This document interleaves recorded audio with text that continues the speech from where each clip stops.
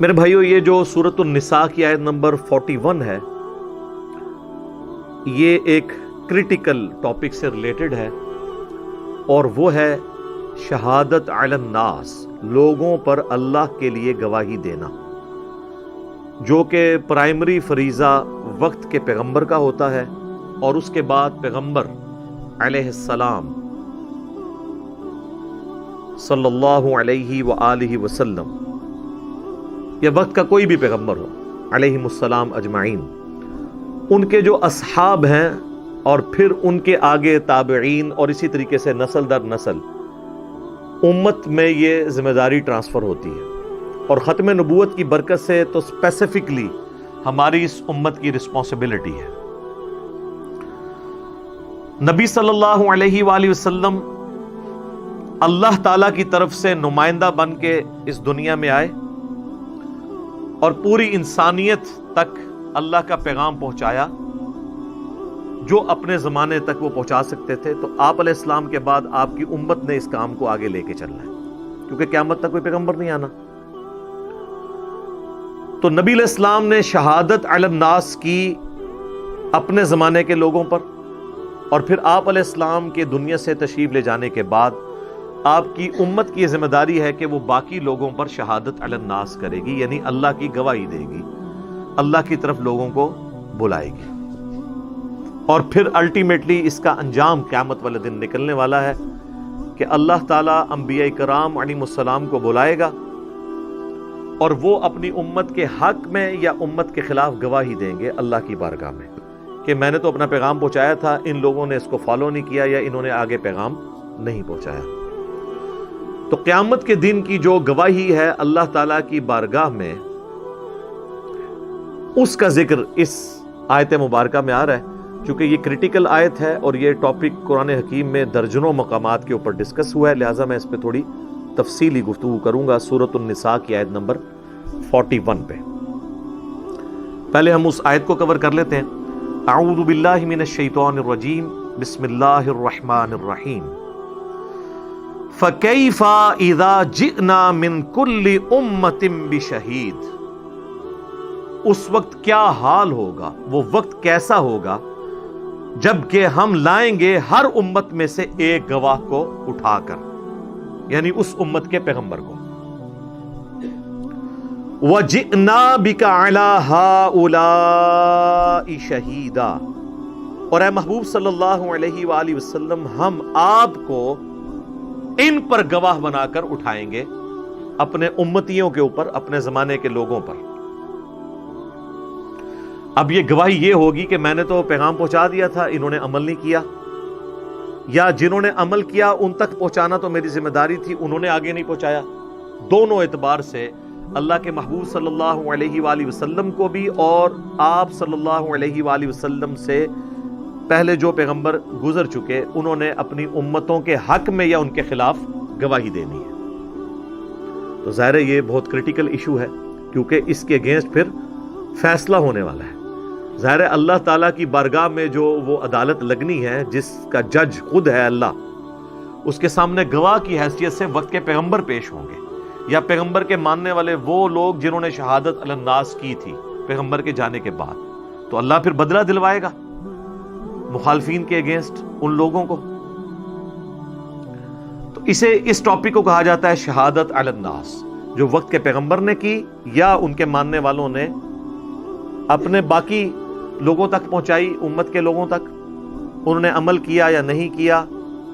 سارے اعتبار سے یہ شہادت والا معاملہ ہونا ہے۔ تو امام جو قیامت کے دن ہوگا وہ وقت کا پیغمبر ہوگا، اور پھر اس کے بعد ان کے بہاف کے اوپر ان کے بعد جتنے لوگ ہیں اپنے اپنے دائرہ کار میں جہاں تک انہوں نے بات پہنچائی ہے ان کی اکاؤنٹیبلٹی ہوگی۔ اس ٹرم کو ہم کہتے ہیں شہادت علی الناس۔ ظاہر ہے اس کا پھر انجام کیا ہونے والا ہے وہ اس کے ساتھ ہی اگلی آیت میں ہے۔ یومئذ یود الذین کفروا، اس دن پھر جو انکار کرنے والے لوگ ہیں، وعصوا الرسول، اور رسول اللہ کی نافرمانی کرنے والے لوگ، اس میں مسلمان بھی شامل ہیں اور کافر بھی۔ پچھلے دنوں بھی میری ایک ویڈیو اپلوڈ ہوئی ہے جس کا عنوان تھا کافر ورسز مسلم کافر، کافر تو کافر ہے، مسلم بھی کافر ہو سکتا ہے اپنے عمل میں، عقیدے میں مسلمان ہو لیکن عملاً کافر ہو۔ تو یہاں پہ اللہ نے دونوں چیزوں کا ذکر کیا کہ رسول کا انکار کرنے والے اور ان کی نافرمانی کرنے والے۔ نافرمانی کرنے والوں میں صرف کفار تو نہیں ہوں گے، مسلمان بھی ہوں گے۔ تو اللہ تعالیٰ فرما رہا ہے اس دن وہ تمنا کریں گے، لو تسوا بہم الارض، کاش ان کو زمین میں دبا دیا جائے اور زمین برابر کر دی جائے، جان چھوٹ جائے، انہیں زندہ ہو کر جواب ہی نہ دینا پڑے۔ اللہم لا تجعلنا منہم، آمین۔ ولا یکتمون اللہ حدیثا، اور پھر وہ اللہ سے کوئی اپنی بات چھپا بھی نہیں سکیں گے۔ دنیا کی عدالت کو تو آپ دھوکہ دے سکتے ہیں، دنیا میں تو آپ وقت کے پیغمبر کو بھی دھوکہ دے سکتے ہیں اپنی چکنی چپڑی باتوں سے۔ سورہ توبہ کا ٹاپک یہی ہے کہ نبی آپ کو آگے بہانے کر رہے ہیں، آپ ان سے راضی بھی ہو جائیں، اللہ کو تو یہ دھوکہ نہیں دے سکتے، اللہ کو تو پتہ ہے ان کے دل کا حال کیا ہے۔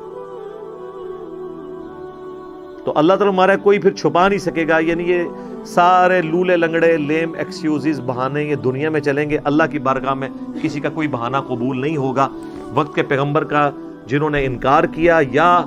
مان تو لیا لیکن ان کی نہیں مانی، رسول کو مانا لیکن رسول کی نہیں مانی، تو نبی صلی اللہ علیہ وآلہ وسلم قیامت والے دن ان کے خلاف گواہی دیں گے۔ اب اس کو بعض لوگوں نے اس چکر میں لے لیا کہ جی وہ قیامت تک آنے والے سارے مسلمانوں کے نامہ اعمال سے چونکہ وقت کا پیغمبر واقف ہے لہٰذا وہ تبھی تو گواہی دے گا، اور اس سے پھر انہوں نے حاضر و ناظر کا ایک عقیدہ گھڑ لیا کہ جی آج بھی ہم جو کچھ کر رہے ہیں اللہ کے محبوب صلی اللہ علیہ وآلہ وسلم ہمارے اعمال کو دیکھ رہے ہیں، آپ علیہ السلام کی قبر مبارک میں ہمارے اعمال پیش ہوتے ہیں۔ نعوذ باللہ، یہ عقیدہ لوگوں نے گھڑ لیا۔ یہ عقیدہ دیوبند کے ہاں بھی پایا جاتا ہے، بریلویوں کے ہاں بھی۔ اہل حدیث اس معاملے میں کافی حد تک ٹھیک ہے۔ نبی علیہ السلام اپنے زمانے کے بھی سارے لوگوں کے اعمال سے واقف نہیں تھے، کیونکہ قرآن میں کئی جگہ یہ بات آئی ہے کہ اے نبی آپ کو تو دھوکہ دے سکتے ہیں لیکن اللہ کو تو نہیں دے سکتے۔ سورہ توبہ کے اندر یہ ٹاپک ڈسکس ہوا ہے۔ اور پھر آپ دیکھیں علم الغیب کے حوالے سے اگر میں ڈسکشن کروں تو بڑا لمبا ٹاپک ہے، آپ میری ویڈیو دیکھ لیجئے گا، اس میں میں نے کئی ایک آیات قرآن سے پیش کی ہیں کہ نبی کا علم الغیب یہ ہوتا ہے جو اللہ ان کو بتاتا ہے، بس اس سے بڑھ کر نہیں ہوتا، اور اللہ نہ بتائے تو نہیں ہوتا۔ یہ چونکہ آج علم الغیب ٹاپک نہیں ہے میں اس کو ڈسکس نہیں کرتا۔ مسئلہ نمبر 6A اور 6B دیکھ لیں، اور حاضر و ناظر کے عقیدے پہ مسئلہ نمبر 7 میرا دیکھ لیں، ڈیٹیل کے ساتھ 1.5 2 گھنٹے کی وہ ویڈیوز ہیں۔ میں نے جو یہ جھوٹے قسم کے دلائل اپنی زوم میں انہیں سچا سمجھ کے پیش کرتے ہیں، ایک ایک چیز کے اوپر میں نے ڈسکشن کی ہے، آج میں اس کو نہیں چھیڑوں گا۔ بہرحال یہاں پر اللہ تعالیٰ نے فرمایا کہ وقت کا پیغمبر گواہی دے گا اپنی امت کے خلاف۔ اسی کانٹیکسٹ میں یہ جو آیت آئی فَكَيْفَ إِذَا جِئْنَا مِن كُلِّ أُمَّةٍ بِشَهِيدٍ، وہ کیا وقت ہوگا کہ جب ہم ہر امت میں سے ایک گواہ کو اٹھائیں گے اور نبی علیہ السلام کو اپنی امت کے خلاف گواہی دینے کے لیے اٹھائیں گے۔ اس آیت کے کانٹیکسٹ میں ایک حدیث ہے جو صحیح بخاری اور صحیح مسلم دونوں میں ہے۔ سیدنا عبداللہ ابن مسعود رضی اللہ تعالیٰ عنہ کہتے ہیں کہ ایک دن نبی صلی اللہ علیہ وآلہ وسلم اپنے ممبر پر تشریف فرما تھے تو آپ نے مجھے آواز دے کر اپنے پاس بلایا اور کہا عبداللہ میرے قریب آؤ اور مجھے قرآن سناؤ۔